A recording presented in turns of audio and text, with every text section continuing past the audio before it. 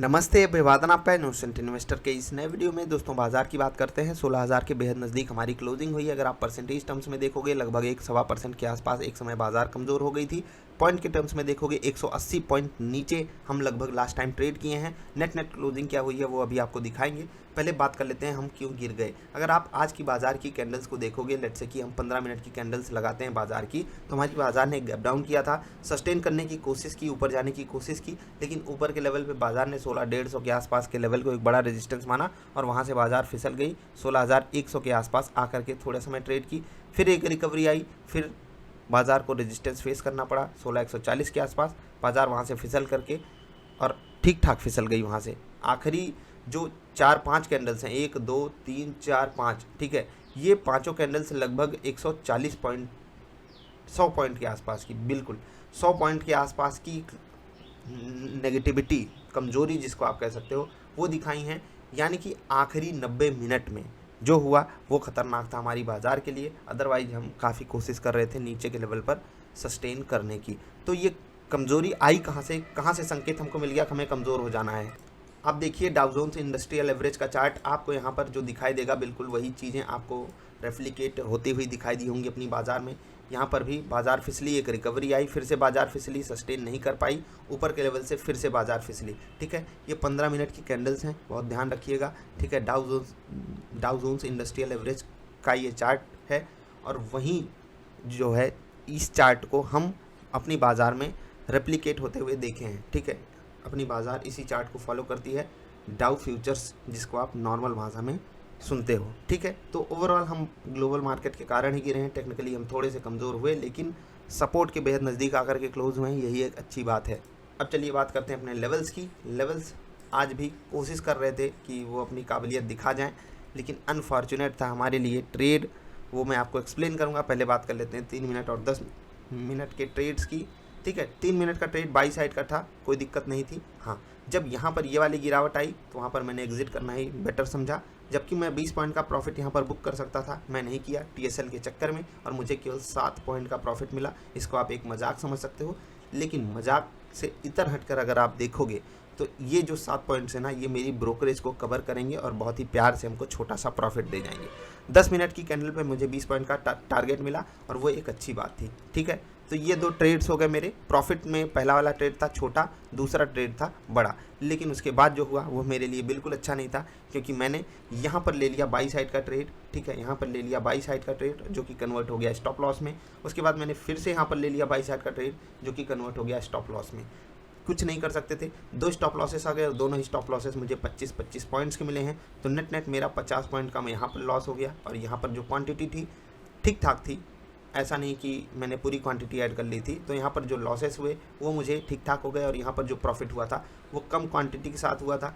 इसीलिए आज का ओवरऑल दिन मेरा अच्छा नहीं गया। अगर आप सिर्फ लेवल के हिसाब से ट्रेड किए होगे तो आपको भी आज लॉस हुआ होगा। देखिए, लेवल अपनी काबिलियत दिखाने की कोशिश कर रहा था। यहाँ पर आप देखिए लेवल पे आती है बाज़ार, तो बाज़ार को वहाँ पर सपोर्ट मिलता है, बाज़ार ऊपर जाती है, लेकिन ऊपर बाज़ार के लिए रेजिस्टेंस था।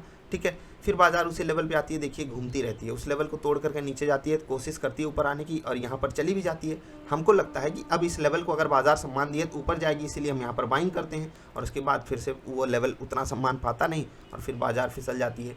तो हमको जो यहाँ पर स्टॉप लॉस मिला, वो ये कह रहा था कि मार्केट ही सुप्रीम है। ठीक है, बाकी लेवल की अहमियत है, आप इसको ज़रूर चेक कीजिएगा।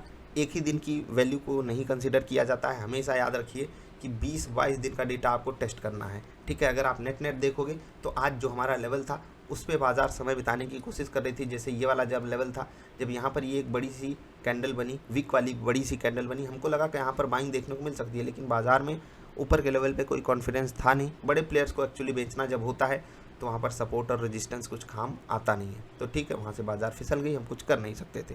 नेट आज मेरा दिन लॉस में था, कोई बात नहीं, कल वाले प्रॉफिट का 1/10 लॉस भी आज नहीं हुआ है। ये होती है क्वांटिटी मैनेजमेंट, जिसको आप कहते हो ना कि जो आपका पोजीशन साइज़ होता है वो बहुत मायने रखता है। इसीलिए बोलता हूँ कि जो कल वाला दिन था वो ऐसे ही नहीं आता है। मतलब कल जो प्रॉफिट हुआ वो अगर 10 था तो आज जो लॉस हुआ वो 1 भी नहीं है। ये होती है वैल्यू। पोर्टफोलियो जब आप बनाते हो ना, वहाँ पर जो मैं वेटेज देने को बात करता हूँ उसी हिसाब से हमको हेल्प करते हैं जो आज हुआ है। समझ गए ना मैं क्या कहना चाहता हूँ। बाकी कल वाली वीडियो देखोगे आपको ज़्यादा जानकारी मिल जाएगी। आगे बढ़ते हैं। इंडेक्सेस क्या ही कहें, हर जगह तकलीफ थी, चौतरफा तकलीफ थी।